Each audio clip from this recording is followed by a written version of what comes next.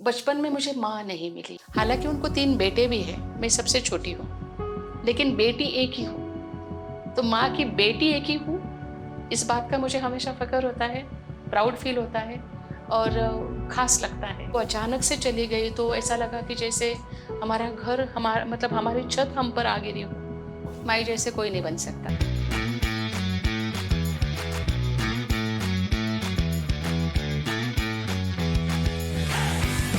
Hello everyone, welcome back to the Chivika show. मैं हूँ चिविका, आपकी होस्ट। आज के गेस्ट किसी भी इंट्रोडक्शन की मोहताज नहीं है। वो एक ऐसे नाम से जुड़ी है जो पूरे देश में मदर ऑफ ऑर्फन्स के नाम से जानी जाती है, लेकिन आज उनकी अपनी भी एक पहचान है। उन्होंने माँ से सिर्फ संस्कार नहीं लिए, पूरी लेगेसी संभाली है। आज वो ऑर्फनेजेस, हॉस्टल्स और फाउंडेशंस चला रही है, जहाँ प्यार, एजुकेशन और रिस्पेक्ट दिया जाता है उन बच्चों को जिनके पास कुछ भी नहीं था। तो चलिए सस्पेंस खत्म करते हैं। Now let's welcome the inspiring social worker Miss Mamta on the Jivika Show. Welcome. Thank you बेटा। आपका बचपन कैसा था और माई के रूम में कैसे थी? बचपन मेरा अच्छा था और एक बात मैं ज़रूर कहती हूँ मेरे बचपन को लेकर कि बचपन में मुझे माँ नहीं मिली क्योंकि माँ अपने काम में बिज़ी थी। तो मैं हमेशा माँ से दूर रही, हॉस्टल में रही। मेरा पूरा ग्रेजुएशन, पोस्ट ग्रेजुएशन सब हॉस्टल में रह के ही कंप्लीट हुआ। माई को ऐसा लगता था कि जो काम माई कर रही थी, जो बच्चों को सँभाल रही थी उस वक़्त, जिन लोगों को सँभाल रही थी, तो उनको ऐसा लगता था कि अगर मेरी सगी बेटी, जिसको मैंने जन्म दिया है, वो अगर मेरे पास रही, तो हो सकता है कि बाकी के बच्चों पर मुझसे अन्याय होगा। हो सकता है कि मैं उनको पानी पिलाकर सुलाऊँगी, लेकिन अपने बच्चे को 2 निवाले खिलाऊँगी। तो ये अन्याय किसी के साथ ना हो। तो मैं हमेशा से माँ से दूर रही हूँ। लेकिन जब मेरा एजुकेशन कंप्लीट हुआ, उसके बाद में मैंने माँ को जॉइन किया। ओके। जब आप छोटी थी, क्या आपको समझ आता था कि आपकी माँ क्या काम करती है? नहीं, बिल्कुल भी नहीं। मुझे ऐसा लगता था कि घर-घर में यही होता है। घर-घर में बच्चे सँभाले जाते हैं, घर-घर में इसी टाइप का वातावरण रहता होगा, ऐसे ही सब एक-दूसरे के साथ रहते होंगे। मुझे फैमिली की कांसेप्ट क्लियर नहीं थी। मतलब फैमिली में माँ-बाप, उनके बच्चे या उनके दादा-दादी, नाना-नानी ऐसे कुछ रहते हैं, ये मुझे पता नहीं था। लेकिन जैसे-जैसे बड़ी होती गई वैसे पता चला कि मेरी माँ अलग है, मेरी माँ स्पेशल है, मेरी माँ का काम भी स्पेशल है। करेक्ट। तो माँ की सबसे यादगार बात, ये सीख क्या है जो आपके साथ हमेशा रही है? मेरी बहुत सी बातें हैं ऐसी कि जो कंप्लीट माँ ही मेरे साथ है। उसकी सारी बातें मेरे साथ में हैं, आज वो नहीं है। लेकिन मुझे ऐसा लगता है कि वो कभी किसी हालात के सामने, किसी परेशानी के सामने या हम जिसे संकट कहते हैं, उसके सामने कभी वो झुकी नहीं। तो वो बात को मैं हमेशा याद रखती हूँ कि कितनी भी मुश्किल हालात आए, उससे रास्ता निकलता है। वो 2 बातें हमेशा कहती थी कि कभी भी तुम पर कोई मुसीबत आती है तो उस पर पैर देखकर खड़ा होते आना चाहिए, ताकि वो मुसीबत पैरों के नीचे जाती है और हम खड़े होते हैं। और दूसरी बात ये थी कि हर मुसीबत पे पैर ही देना चाहिए, ऐसा कोई ज़रूरी नहीं है। कुछ मुसीबतें ऐसी होती है कि जिनको हम साइड से जाके आगे निकल सकते हैं। तो ये सारी बातें मैं हमेशा याद रखती हूँ। ओके। तो आपने उनके काम को छोटी उम्र में कैसे एक्सपीरियंस किया? उनके काम मुझे उनका वो काम लगता ही नहीं था क्योंकि वो उसका रूटीन था, मैंने अलग उसको देखा ही नहीं कभी। जैसे-जैसे मैं बड़ी होती गई, मुझे पता चला कि मेरी माँ क्या काम करती है, उस वक़्त मैंने रियलाइज़ किया कि ये कितना अलग है। मेरी माँ जो अनाथ बच्चों को सँभाल रही है, जो मतलब उसका काम ऐसा था कि no caste, no creed, no religion, कोई उम्र नहीं थी। 60 साल का आदमी भी उसका बच्चा था और 6 घंटे का बच्चा भी उसका बच्चा था। उसमें कोई उम्र या ऐज का कोई ये नहीं था। तो ये सारी स्पेशल बातें उसके काम से जुड़ी हुई थी। तो वही जो मैंने देखा वही काम अब मैं आगे कर रही हूँ। जो माँ ने एक रास्ता बना के दिया है, जो ऑर्गेनाइजेशंस उसने खड़ी की है, उन्हीं को देख रही हूँ और उसी तरीके से आगे काम संभाल रही हूँ। जब लोग आपको कहते हैं आप सिंधु ताई की बेटी हो, तो आपको कैसे लगता है? बहुत प्राउड फील होता है। ऐसा लगता है ये किसी और को नहीं कहते हैं, जो सिर्फ मुझे कहते हैं। हालांकि उनको 3 बेटे भी हैं, मैं सबसे छोटी हूँ, लेकिन बेटी एक ही हूँ। तो माँ की बेटी एक ही हूँ, इस बात का मुझे हमेशा फ़ख्र होता है, प्राउड फील होता है और ख़ास लगता है कि हाँ, कुछ तो मेरी पिछले जन्म की, कुछ मैंने पुण्य कमाए होंगे, कुछ अच्छाई होंगी पिछले कई जन्मों की, जो मुझे ऐसी माँ मिली, जो उनके कोख से मेरा जन्म हुआ। आज आप कौन से इंस्टीट्यूशन या ऑर्फनेजेस संभालती हो? वैसे तो सारा काम जो माँ ने खड़ा किया है वो हम सब फैमिली मिलके ही संभाल रहे हैं, लेकिन जो जिम्मा मेरे तरफ है, जो रिस्पॉन्सिबिलिटी मेरी तरफ है, वो हमारी सप्त सिंधु नाम की संस्था है।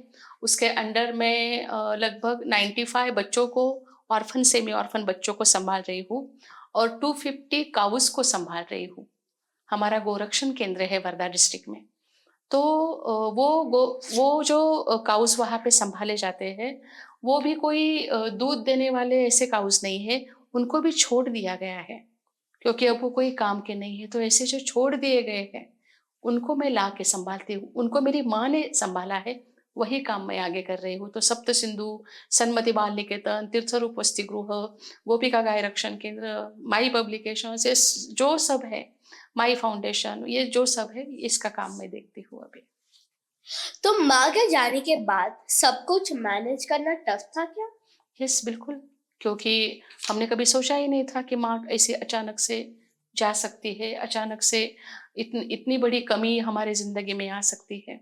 और हमारे घर का जो मेन पिलर था वो तो वही थी।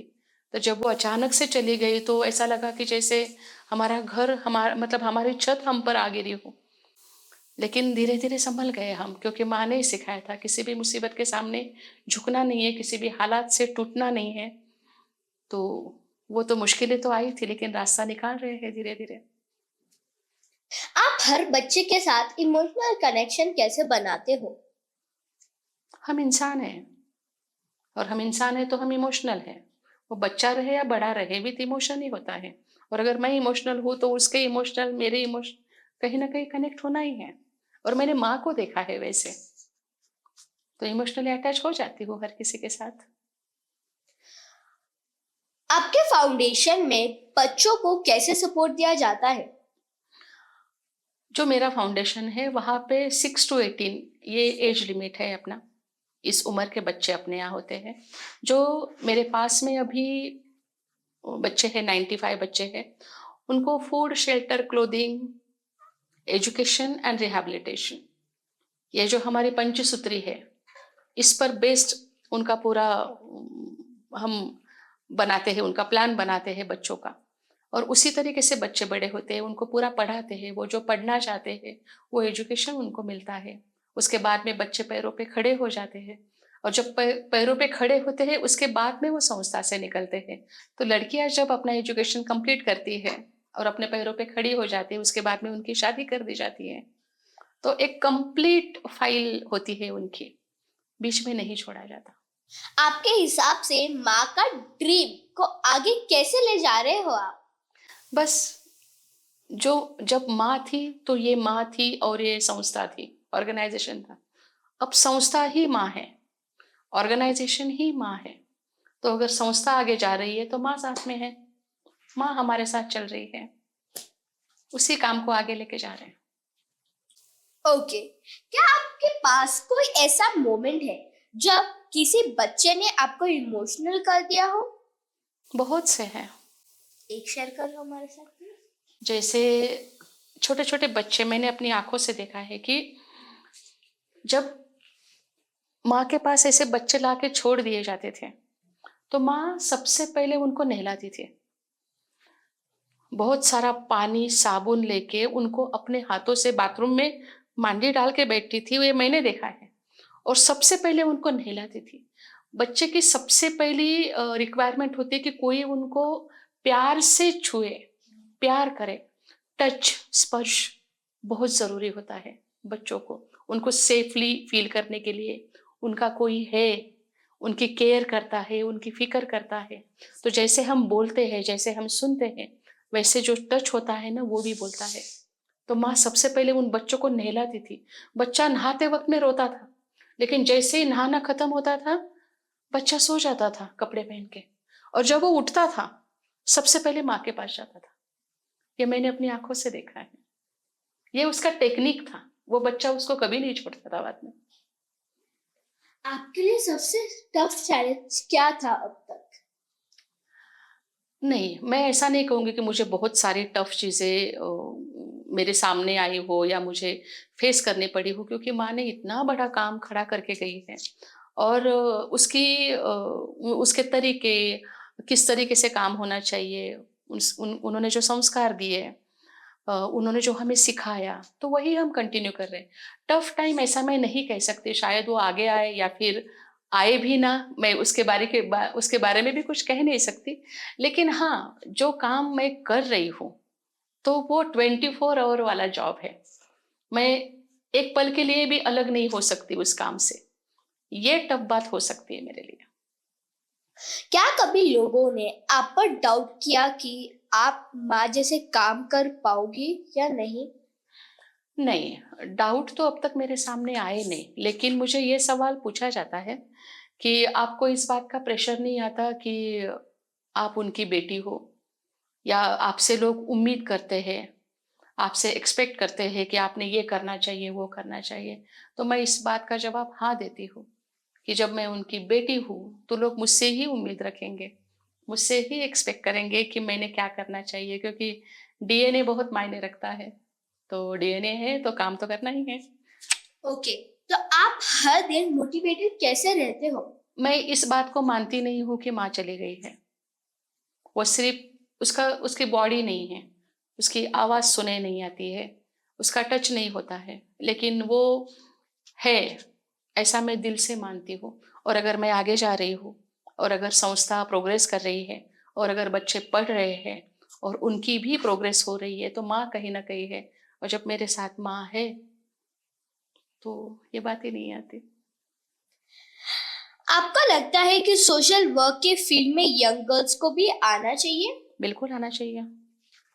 आप आज के समाज में सबसे जरूरी बदलाव क्या लेना चाहते हो? बहुत सारे हैं, लेकिन मैं बच्चों के साथ काम करती हूँ, तो सोचती हूँ उनसे शुरुआत करूँ। ओके, तो आपके लिए सर्विस का क्या मतलब है? सर्विस का, सेवा। और जब अकेली होती हो तो माँ के बारे में क्या याद आता है?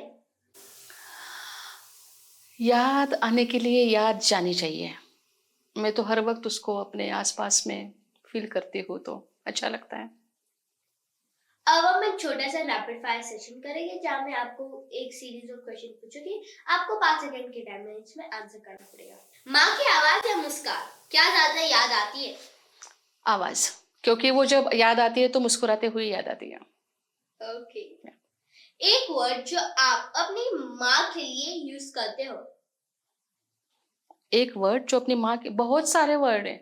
एक। डिवाइन। ओके, साड़ी या सूट? सारे। मॉर्निंग वर्क या evening rest? Morning walk.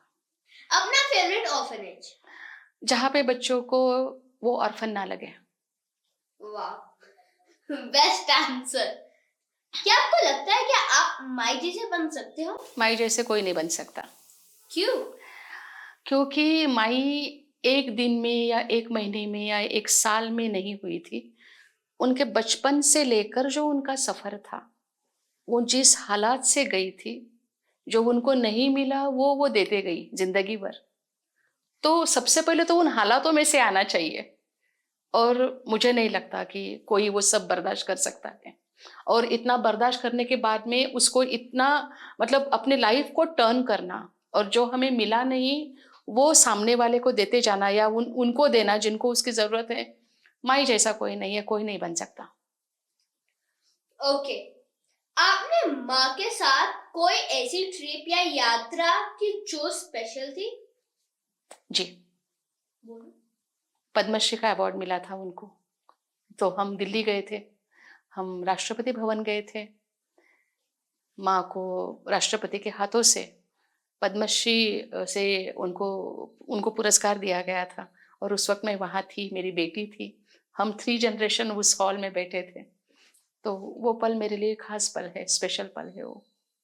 Foundation चलाते वक्त सबसे प्राउड मोमेंट क्या रहा है? फाउंडेशन वो तो रोज़ आते रहते हैं प्राउड मोमेंट, या आते ही रहते हैं। जैसे-जैसे बच्चे आगे बढ़ते हैं ना, या लोग कहते हैं कि माई ने जो काम शुरू किया वो ग्रेट है। एक माँ है और एक बच्चे हैं, उनका कुछ भी अच्छा सुनने को, अच्छा देखने को मिलता है तो वो सारे मोमेंट प्राउड फील करने के मोमेंट हैं। ओके, क्या कभी आपको लगा कि मैं माँ जैसा नहीं कर पाऊंगी? मैं मेरे जैसा करूँगी। ओके, आप फ्यूचर में फाउंडेशन को और किस डायरेक्शन में लेना चाहते हो? मैं चाहती हूँ कि जब लोग देखते हैं इस काम को तो उनको ऐसा लगता है कि माई के 5 ऑर्गेनाइजेशन से या माई के 6 ऑर्गेनाइजेशन से, लेकिन मैं ये सोचती हूँ कि अगर मेरे सारे संस्थाओं में अगर 300 बच्चे हैं तो मेरे पास 300 प्रोजेक्ट्स हैं। तो वो 300 प्रोजेक्ट पे काम करना चाहिए, उनको कंप्लीट करना चाहिए। इस तरीके से सोचती हूँ मैं। ओके, आपका एक मैसेज उन सभी के लिए जो किसी के लिए सपोर्ट बनना चाहते हैं। जी, मैं चाहती हूँ कि जो सपोर्ट बनना चाहते हैं, उन्होंने अपने आजू-बाजू में या अपने घर के आजू-बाजू में कहीं पर भी कोई अगर सोशल ऑर्गेनाइजेशन है, तो वहाँ पे जाना चाहिए। जिस तरीके से हमको हमारा पूरा घर मालूम होता है, हमारे घर में कौन-सी चीज़ कहाँ पे रखी है, ये मालूम होता है। उस तरीके से हमको हमारी सोसाइटी भी मालूम होनी चाहिए और हमारे आजू-बाजू में बहुत सारे एनजीओज़ होते हैं, जो काम करते हैं। तो उनके साथ जॉइन होना चाहिए, जो काम हम कर सकते हैं वो करना चाहिए। वाह, आज का एपिसोड बहुत ही स्पेशल था। मिस ममता ने हमें दिखाया कि माँ का काम कैसे दिल से कैरी किया जाता है। उनका मिशन, उनका प्यार और उनका काम नेचर सब कुछ बहुत इंस्पायरिंग था। Thank you so much miss Mamata for coming on the Jeevika show. Thank you so much. आपकी कहानी सबको जरूर टच करेगी। अगर आपको ये वीडियो पसंद आया हो तो द जीविका शो को फॉलो करना मत भूलना। मैं हूँ जीविका, मिलूंगी आपको नेक्स्ट एपिसोड में एक नए गेस्ट के साथ। तब तक के लिए खुद भी सीखो और दूसरों के लिए भी कुछ करो। Again, thank you so much, Miss Mamta, for joining me on the Thank you so Jeevika much. Show. Thank you. This is me, Chilka, signing off.